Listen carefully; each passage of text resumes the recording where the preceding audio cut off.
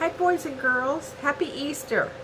I've chosen this book, Miss Fannie's Hat, for our Easter story today, and I think you're really going to enjoy it. So here we go.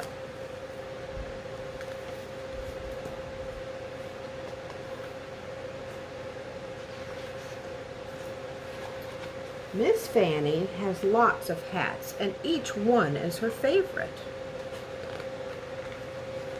She wears her red felt hat with a big feather, and then she looks in the mirror and she says, "I just love this hat." And her friends at church say, "Miss Fannie, we just love that hat." And when she wears her green velour with the fancy pin, she says, "I sure do love this hat." And her Sunday school teacher says, "Miss Fannie, I sure do love that hat." But when she wears her famous pink straw with silk roses, she always says, "I really do love this hat."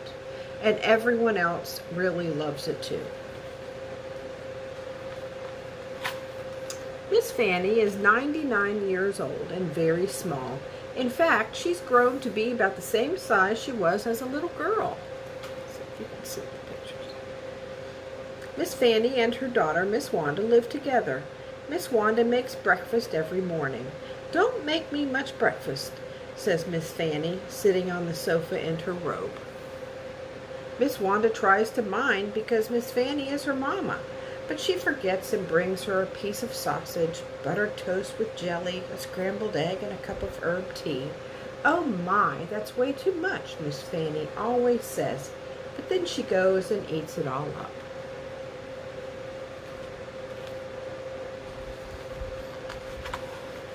Every morning after breakfast, Miss Fannie reads her Bible. She's worn out 3 Bibles reading them over and over. Her favorite verse is, "With God, all things are possible." And every Saturday, Miss Wanda washes Miss Fannie's hair. Miss Fannie takes off her robe and stands around in her slip, looking very tiny, and then she gets on a stool and sticks her head in the sink. And Miss Wanda runs the warm water and puts the shampoo on her mama's head and scrubs until it lathers up, and then she scrubs some more. "That feels good," says Miss Fannie. And after she washes her mama's hair, Miss Wanda rolls it up in tight little curls all over her head. The curlers are real hard to keep in, but Miss Fannie doesn't care one bit. She knows that when she goes to church the next day, she will look beautiful. On Sunday morning, Miss Fannie puts on a pretty dress and high-heeled shoes, and she puts on earrings and a necklace and lipstick and blusher and powder. Next, Miss Wanda combs out her mama's hair, which is all nice and soft and gray like the feathers of a dove.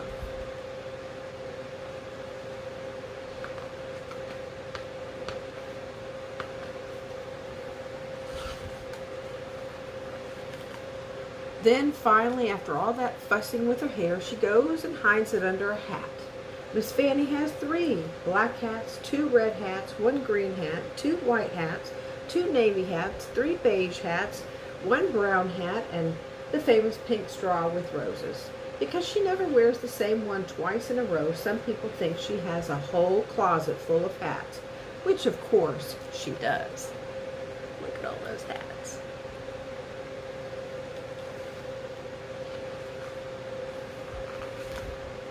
One Sunday, Miss Fannie's handsome young preacher came up to her and said, "Miss Fannie, would you kindly give us one of your beautiful hats? It would go in the auction to fix up the church in time for Easter." That same day, Miss Wanda helped her mama get her hats out and put them on the bed and the dressing table. Miss Fannie closed her bedroom door. "Lord," she said aloud, "I'd appreciate it if you'd help me make the best choice." She always talked to the Lord as if he was right there.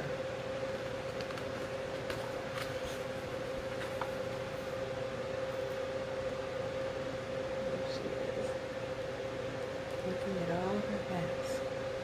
Which one?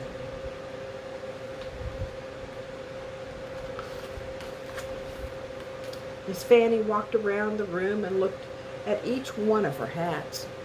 The green velour with the fancy pin was very, very old and still very beautiful.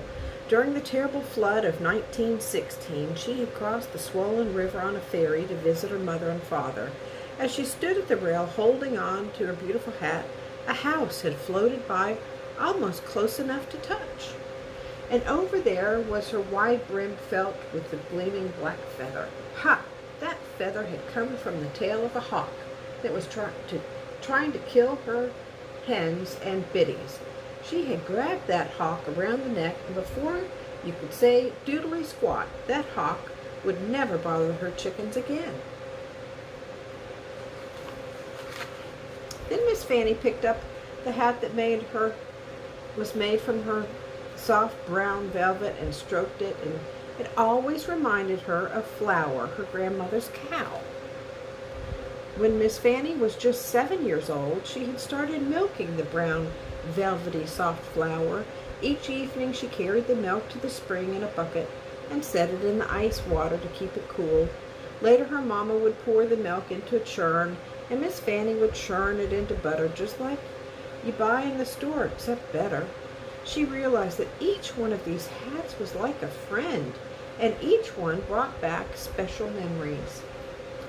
Finally, Miss Fannie came to her most favorite hat of all, the pink straw with silk roses. She had worn it every Easter for 35 years, and it always made her feel brand new, like Easter itself. But she wasn't the only one who thought it was special. Everyone at church looked for her pink hat on Easter Sunday, just as they looked for the tulips and the daffodils to bloom in the spring.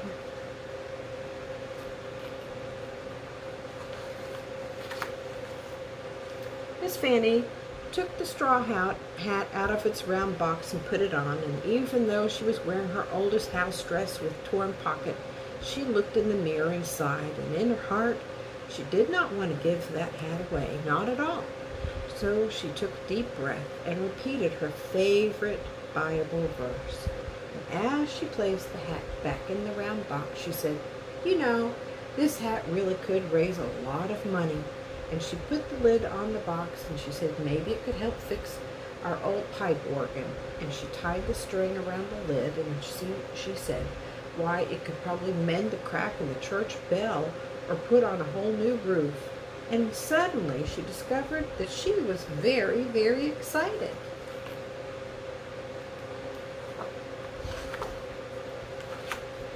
At the church auction, the handsome young preacher held up the pink hat with roses and looked all around.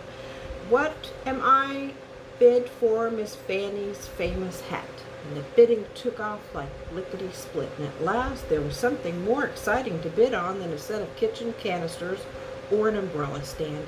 Bang went the gavel, sold to the lady in the front row.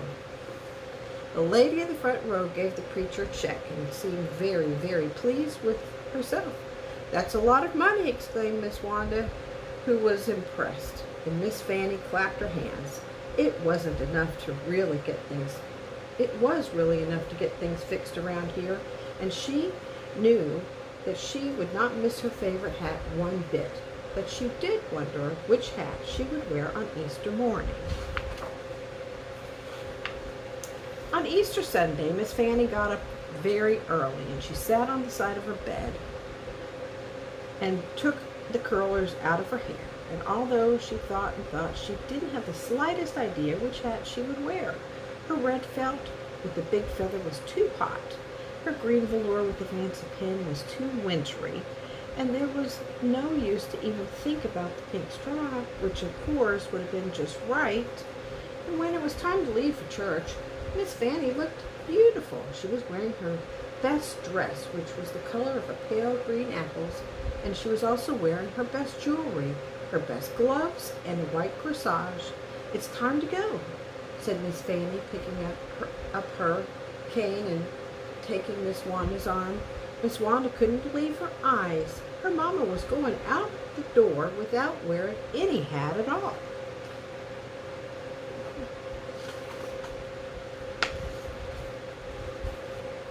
When they arrived at church, Miss Fannie couldn't believe her eyes. On either side of the freshly painted church, someone had planted beds of glorious pink roses. Pink roses were also planted along the sidewalk and under the stained glass window and in front of the old fence by the street. "Oh, Mama," said Miss Wanda, "it looks just like your pink hat."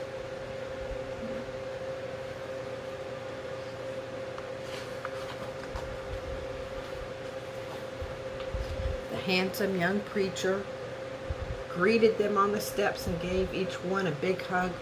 "We hope you're pleased, Miss Fannie. We were able to patch the bell and fix the organ, and your beautiful hat made it possible to buy all these roses."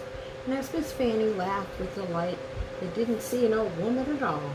What they saw was a young girl with hair as soft as the feathers of a dove.